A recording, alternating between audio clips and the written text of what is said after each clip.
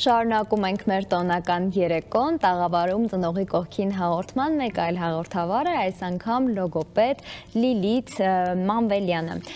Տիկին Մանվելյան, ուրախ եմ, որ ձեր գործընկերներին չեք զիջել եւ եկել եք այս տոնական օրով մեր տաղավար, ինչպես է տրամադրությունը, եռուզեռի մեջ եք։ Ողջունում եմ բոլորին, շնորհակալ եմ այսօր այստեղ գտնվելու համար։ Այո,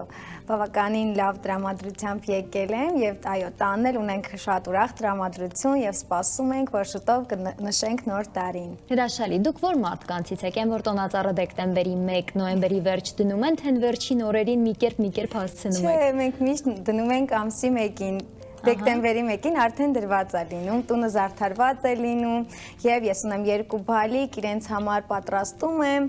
Մենք ամեն օր մի նամակ ենք բացում, օրացույց ենք սարքում եւ ամեն օրացույցի մեջ նշում ենք մի հետաքրքիր առաջադրանք, խաղ իհարկե երեխայի համար, որ բացում է, ուրախանում է։ Մենք մեկ ամիս այդպես ուրախ տրամադրությամբ փորձում ենք անցկացնել եւ հեքիաթ արգելել երեխաներին։ Հրաշալի, մեծ ջանք ու եռանդ եք դնում փաստերն այդ ամենի մեջ, որտեղ պատկերացնում եմ, որ պատրաստությունների մասը հեշտ չի անցնում ու կարճ չի տևում։ Չէ, բավականին բազմաչարչար է, բայց երեխաների համար պետք է անել, որպեսզի երեխաները այդ հեքիաթը մանկության ընթացքում վայելեն։ Այ քանի որ խոսում ենք երեխաներից, հետաքրքիր է, ձեր կյանքում ամանորը երեխաներից առաջ եւ հետո տարբեր էր։ Կարծում եմ ոչ, փոքր ժամանակ շատ ուրախ եմ անցկացրել, ընտանիքիս անդամները փորձել են այդ հեքիաթը միշտ նույնիսկ մեծ տարիքում ապահովել են, որ ես ուրախ անցկացնեմ, ձմեռ պապիկը միշտ եկել է, նվերներ է ինձ հանձնել, ինձ էլ եղբորս էլ, եւ ես նույնը նաեւ փորձում եմ իմ երեխաներին փոխանցել եւ իրենց հետ ուրախանալ։ Երբեմն լինում է, որ ես ինքս եմ հագնում ձմեռ պապիկի շորերը եւ ուրախացնում եմ երեխաներին։ Ջունանշիկին հերթ չի հասնում, հա, միանգամից ձմեռ պապիկին Հրաշալի։ Անդրադառնանք նաև հաղորդմանը, ինչ տվեց ձեզ հեռուստադիտողին, ինչ տվեց ձեզ որպես հաղորդավարներ, բացի այն փորձառություններից ու պատմություններից, որոնք լսեցիք, ականատեսը եղաք եւ կիսեցիք հեռուստադիտողի հետ։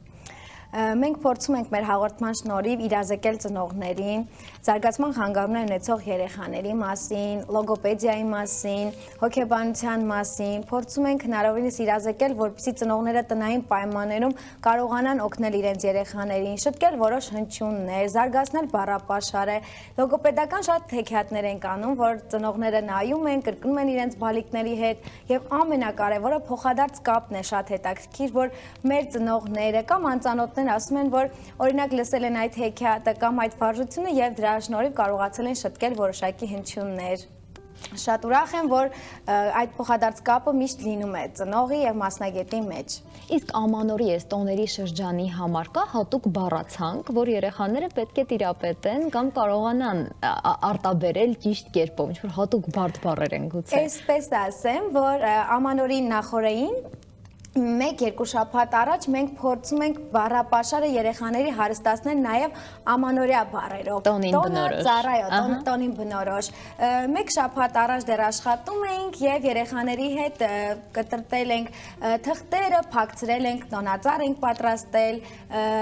ձնեմարդուկներ ենք պատրաստել, երգել ենք ամանորյա տարբեր երգել։ Երեխաները արդեն եւ այդ հեքիաթի մեջ եւ այդ ամանորյա տրամադրության մեջ փորձել են անցկացնել իրենց օրերը եւ ինչու՞ չէ սովորել են շատ բառեր, որոնք բնորոշ են մեր ամանորին։ Ձմեռ պապիկ, տոնածառ, նվերներ, ձմեռ, ձյուն, ձնեմարդուկ եւ նմանատիպ այլ շատ բառեր։ Հետաքրքիր է այս մասով բառերի ընտրության սովորելու առումով հունվարյան շրջանը հենց այն շրջանն է, որ հեռուստատեսությամբ ակտիվ ցուցադրվում են տարբեր մուլտֆիլմեր, որոնցից երեխաները կարող են սովորել տարբեր նոր բառեր կամ գուցե իրենց իմացած բառերը այլ ձևով հնչեն։ Վերահսկելի է այս ամենը, արդյոք մատուցվում է հեռուստատեսությամբ այն որակի մուլտֆիլմ, որը հենց լոգոպեդը կուզեր, որ հնչեր ու թեկուզ ինչ-որ առումով լեզվական խնդիր ունեցող երեխայի համար հասանելի լիներ դա։ Ճիշտ է, մենք շատ խորհուրդ չենք տալիս երեխաներին նայել մուլտֆիլմեր, բայց շատ հին մուլտֆիլմեր, որ եղել են մեր մանկության մուլտֆիլմերը, մենք խորհուրդ ենք տալիս, որ այդ մուլտֆիլմերը նայեն օրինակ երեխաները, քանի որ այնտեղ սյուժեն շատ դանդաղ է առաջ գնում, կադրերը շատ քիչ են փոփոխվում, իսկ այս նոր մուլտֆիլմերը այդքան էլ խորհուրդ չենք տալիս նայեն, որովհետև դրանք այդքան էլ օգտակար չեն երեխաների համար։ Շատ լավ, եւ ես ձեզ համար, ինչպես մեր բոլոր հյուրերի, պատրաստել եմ ամանորյա բլից, կարճ հարցեր, կարճ պատասխաններ։ Սկսենք։ Սկսենք։ Անցնող տարին մեկ բառով կուզեմ նկարագրեք։ Երջանկության տարի։ Հրաշալի, ամանորը մեկ բառով։ Խաղաղություն։ Շատ լավ։ Կեսգիշերին ցանկություն, թե շնորհակալություն, որն եք նախընտրում ավելի շատ։ Կեսգիշերին ցանկություն։ Միշտ գրում եմ ցանկություններս։ Անկախ տարիքից։ Դե փոքր տարիքում չեմ հիշում, բայց վերջին տարիներին միշտ գրում եմ։ Շատ լավ, ամանորին լինել անհարմար հյուր, թե ընդունել։ Կարծում եմ ընդունել։ Շատ լավ, հայկական ամանորյա սովորություն կա այդպեսին։ Միշտ ամեն տարի կեսգիշերը դիմավորել ընտանիքի անդամների հետ ուրախ երջանիկ տրամադրությամբ։ Հրաշալի։ Եվ վերջում կուզեի, որ ձեր մաղթանքը հղեիք մեր հայ ժողովրդին 2026 թվականին։ Ես ցանկանում եմ, որ 2026 թվականը լինի խաղաղության, սիրո եւ երջանկության տարի։ Եվ ցանկանում եմ, որ մեր հայ ազգը լինի միշտ ուրախ, երբեք տխրության առիթներ չունենա, եւ զարգացման խանգարումներ ունեցող երեխաները թող ծնվեն շատ քիչ, եւ մենք էլ աշխատենք ավելի թեթև խանգարումներ ունեցող երեխաների հետ։ Շնորհակալություն Լիլի, ձեր գալիք ամանորը շնորհավորում եմ եւ մեծ հույս ունեմ, որ այն ամենը ինչ պլանավորել եք, հենց այդպես էլ կգնա եւ ընտանիքի մասով, եւ ամանորի անցկացման, եւ հաղորդման, եւ ձեր արդեն մաղթանքի, որը հղեցիք մեր ժողովրդին։